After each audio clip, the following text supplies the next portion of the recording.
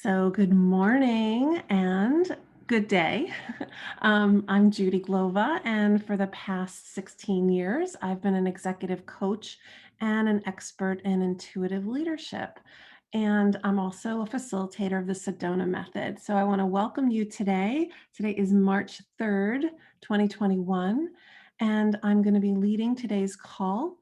So, what I want to kick off with is we're actually going to be focusing today on grief and releasing grief. As we started yesterday or last time, I guess it was 2 weeks ago, we started a series based on the chart of emotions.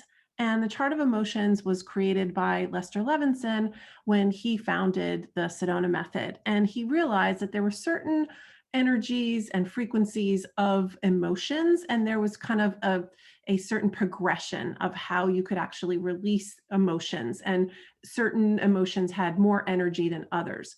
So 2 weeks ago, we started the series with apathy, and apathy is generally the lowest energy vibration of emotion. And today we're going to go through grief, and it's kind of interesting to think of, grief being up from anywhere. But apathy is that feeling of I can't do anything and no one can. And grief is more of a sense of, feeling that sense of loss and longing, disappointment or betrayal. So there's different ways that grief can show up in your life, or how it shows up in terms of how it triggers you. So it's not just the one definition of grief that you may have. It may be all these different feelings that are attached to grief. So I also want to point out that one of Lester's quotes, which I think is pretty appropriate for today, is he says that misery is complexity and happiness is simplicity. And I do think that that's linked to overthinking, right? When we're in that misery of complexity, generally we're overthinking, we're in our heads, we're spinning around. And today we want to focus on letting go of the misery, letting go of the grief, any of those stories that are spinning around, and just allow whatever comes up to be present for you. And if you're new to the Sedona method, I'm going to be asking you some questions and you can answer yes or no. And it actually doesn't matter whether or not you answer yes or no to yourself. The answer doesn't matter, but it's really just having that openness and willingness to consider that you could let it go, that it's actually not hard. I think there's a preconception that letting go has to be hard, and it's not. It actually doesn't take any efforting at all. I always like to use the example of, letting go is literally going into your closet and figuring out what you want to let go of, what you want to donate, and what clothes you want to keep. And it's literally that easy of a selection. So think of it whenever you're releasing today. How can I, if you're asked, could you let it go? It's literally like, am I willing to let go of this? And does it benefit me? So totally up to you, but my intention is that you are held in a really safe space and you don't have to effort at all. You can just close your eyes and relax and allow the release to happen effortlessly. So with that said, just allow yourself to sit back and just close your eyes and just be, and just allow yourself to stop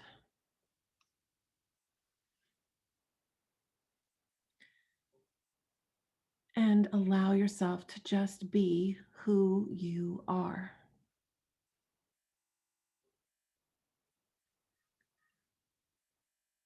And could you allow yourself to just welcome any story, anything that comes up in the whole realm of grief? Is there any sense of betrayal, any disappointment, any longing, any loss? Just allow whatever is here to be present as best you can.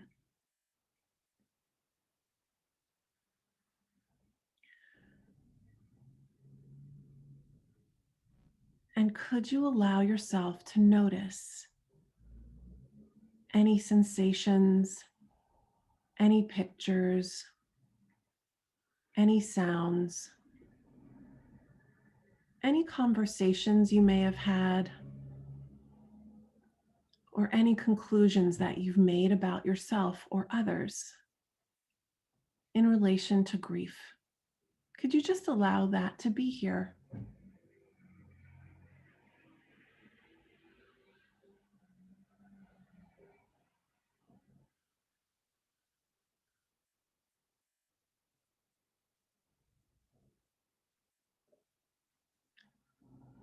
And now, could you allow yourself to notice any wanting to do anything with or about it, any wanting to figure it out, push it away, or hold it close? Sometimes when it comes to grief, we actually believe that if we hold on to hold on to grief, especially if we've lost someone in our lives, we think that by holding on to the grief, it's somehow going to give us the love that we feel for that person. But in actuality, it's just our mind telling us a lie that if we hold on to the negative feeling, that somehow we're going to get the positive feeling that we want. So, can you just allow yourself to notice any wanting to hold on or wanting to push it away? Because even with grief, sometimes we just want to push it away. We don't want to even look at it. We don't want to deal with it. So, can you just welcome any wanting to push it away or hold it close?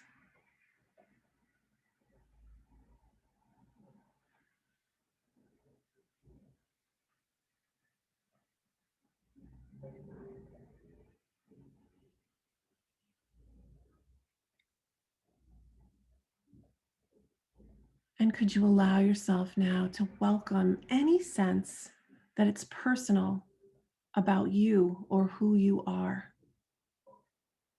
Any sense of me, mine, them, or theirs?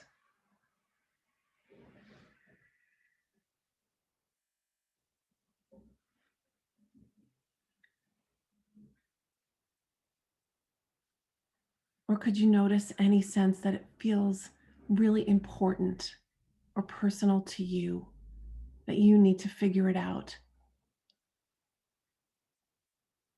And can you just allow that as best you can?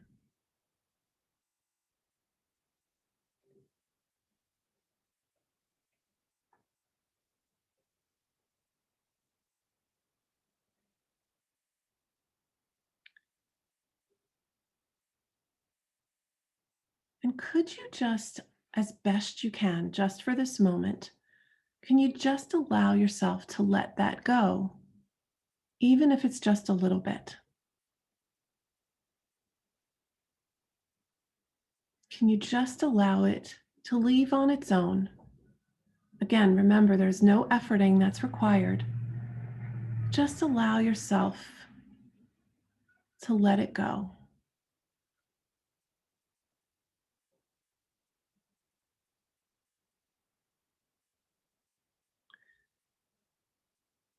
And one thing that you may want to be open to consider is that when you release an emotion, you're actually letting go of many thoughts, many judgments, many stories, assumptions, limitations, and conclusions that you've made about yourself or others or life. And think of it as like a pin cushion, right? So an emotion can hold all of those pins, and all of those pins represent those stories, judgments, thoughts that are attached to the emotion. So when you let go of the emotion, you're letting go of all those stories. So could you just allow yourself to imagine all of that just dissolving and just let it go?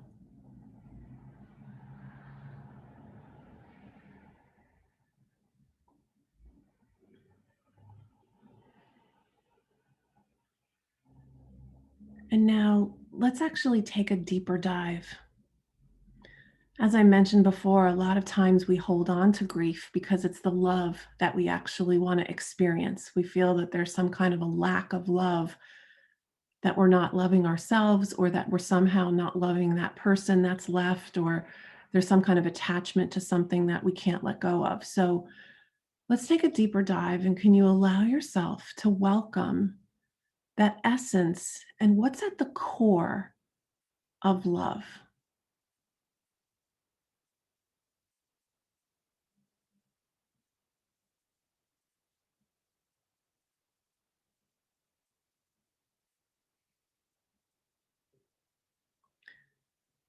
And I'm actually asking your heart. I'm not asking at your head level. Even though your mind may answer the question, just notice what's at the essence or core of love.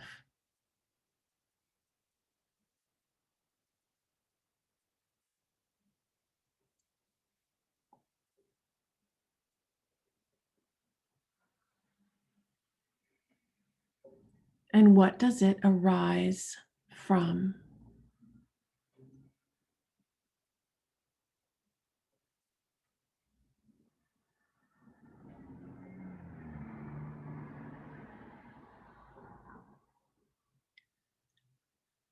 And what is it contained in?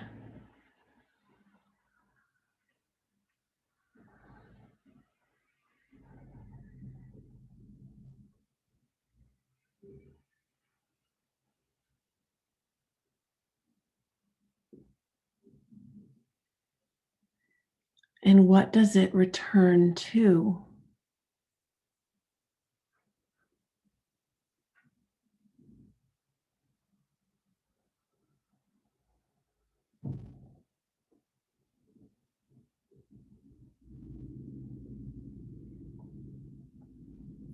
Now, let's go back if there's any sense of loss or grief or disappointment that's present.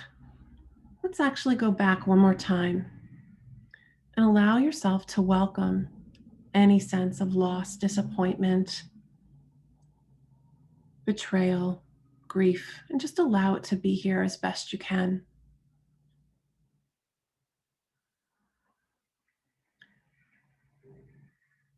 And in your mind's eye, perhaps you'll see it on that screen within your mind's eye, like a movie screen.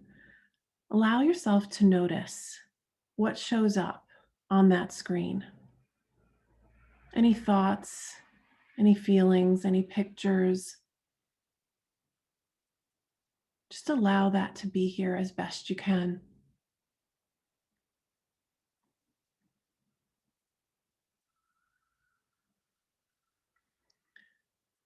And now notice, are you that grief or disappointment or loss that's on the screen?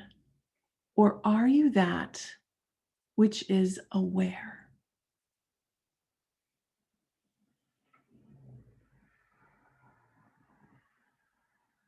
And you'll notice if you really look, you're actually the awareness in which any of those thoughts or emotions appear in or on. So again, notice, are you that memory or story that's appearing on that screen? Or are you that which is aware?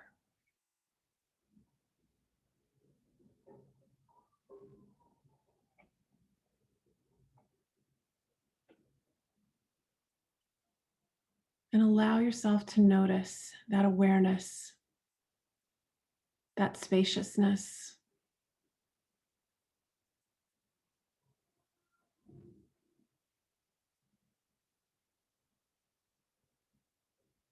And notice what's at that core or the essence of awareness.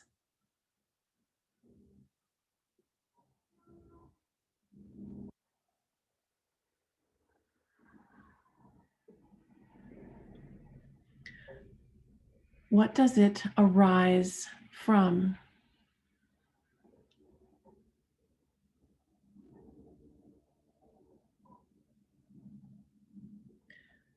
And often when we think of awareness, it's our beingness, It's that inner peace, that calm, that harmony that's within us. And it's that illuminating light that's at our core.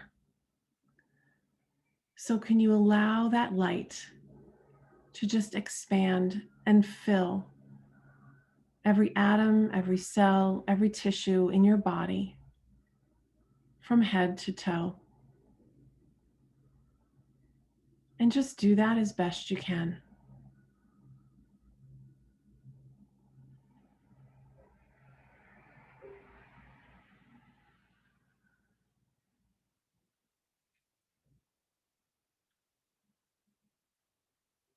And allow that light to get even brighter and have it illuminate your entire body as though you're lighting up the room that you're in.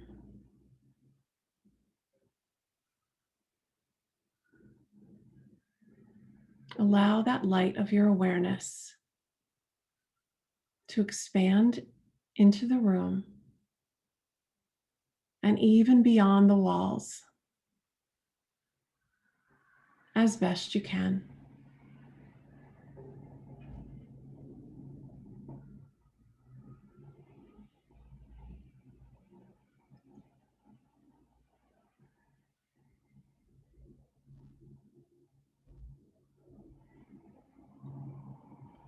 And can you allow that light to travel even further out and up, out into the universe and beyond?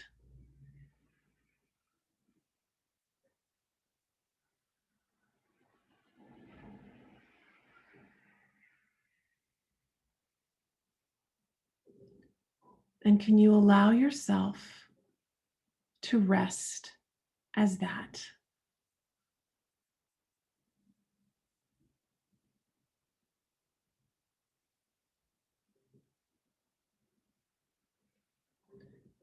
And can you allow that to be enough?